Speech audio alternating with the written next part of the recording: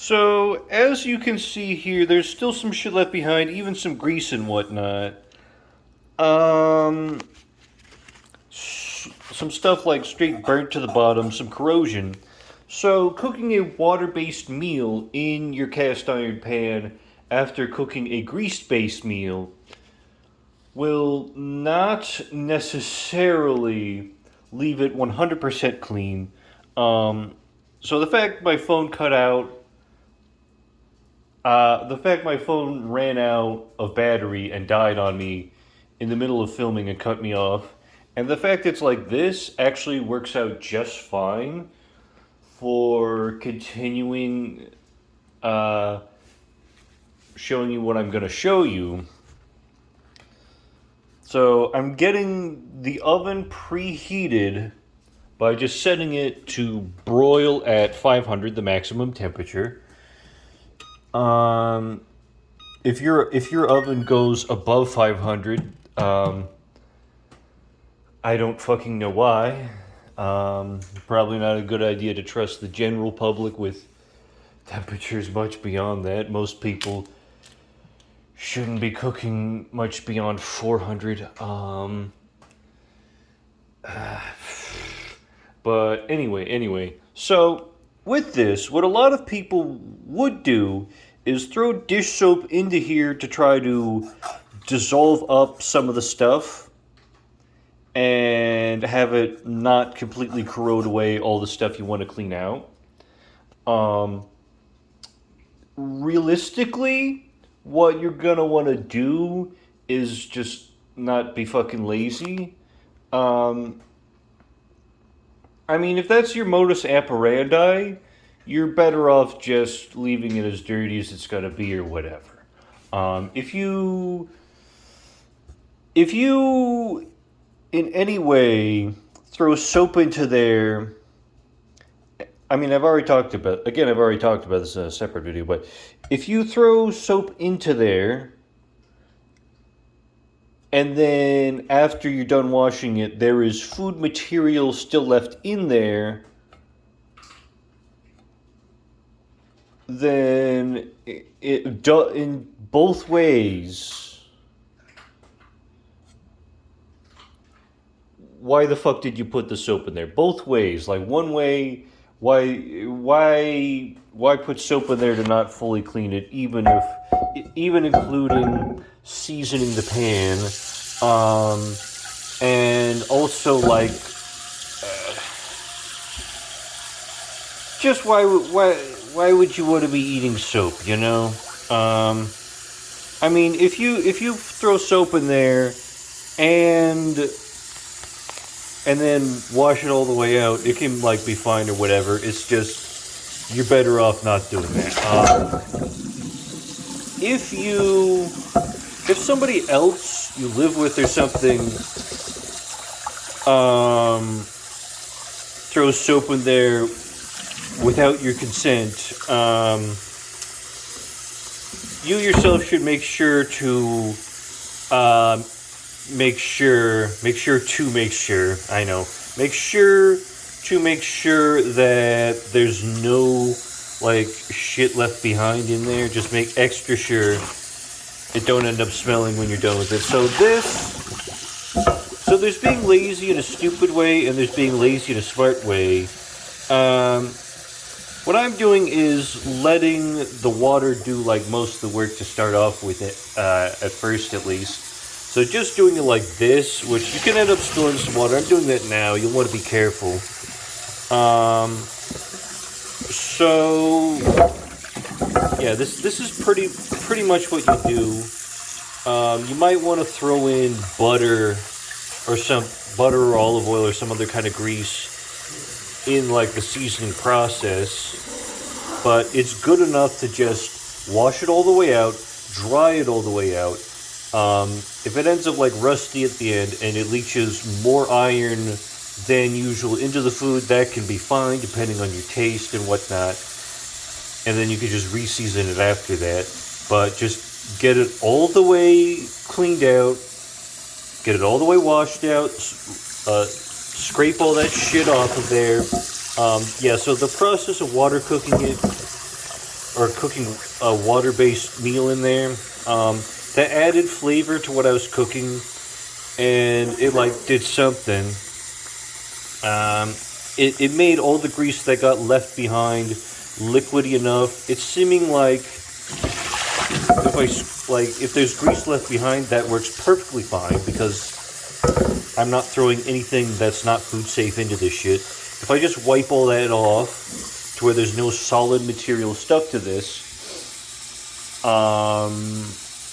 and then dry it out in the oven all the way or whatever. Do some wiping out on the inside of this with a paper towel and whatnot. This should be like pretty decently seasoned at the end of the process of this. Now, if anyone has any questions or comments about this, feel free to talk about in the comments. Like, if you have a really convincing argument for why eating soap is a good idea, I would be possibly interested in why people love to eat soap, because it does seem like many people do based on different processes of doing what I'm doing. But as you can see you can see decently enough, I did fairly good job of cleaning this out. Gonna do a little bit of more stuff, but did a decent job at cleaning some of that shit out. It really wasn't that bad. Cooking the ramen in there did decently, and even without that, I could have gotten it cleaned out pretty decently. Getting the grease out of there just would have been a bit more work scraping it out or whatever. Like wiping out with a paper towel to avoid sending grease down the drain. I'm not gonna like pull a DSP. I'm not gonna pull a dark side fill and dump hot bacon grease down the toilet or something. but but yeah, this worked pretty decently. Wiping it down can make there be a little bit less grease, but I probably want a little bit of grease in there. Just want to make sure that everything that's left behind is pretty much just the fat. And if it's not seasoned well enough, I'll probably add more stuff into there. But yeah, so with cast iron pan, some people don't like the taste it leaves behind. Some people don't like the irony taste. I've done a thing or two that has left too much of that behind or whatever. At one point, I tried making coffee in the thing, and just that was an all-around disaster in every way. But it's not impossible to get that right, I don't think. You might want to make sure to deal well with the corrosion and stuff. Make sure it's not too much iron leaching out. Although it leaching iron into the food is a good thing because it's a vital nutrient that you use in your blood. As for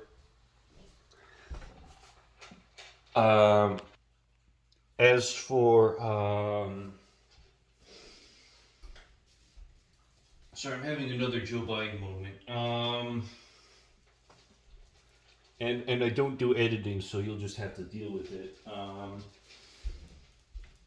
As for people who don't like the taste of cast iron stuff and avoid cooking with it for that reason, like one of those people who doesn't use cast iron for that reason, I've cooked a thing or two in my cast iron pan that they were a fan of.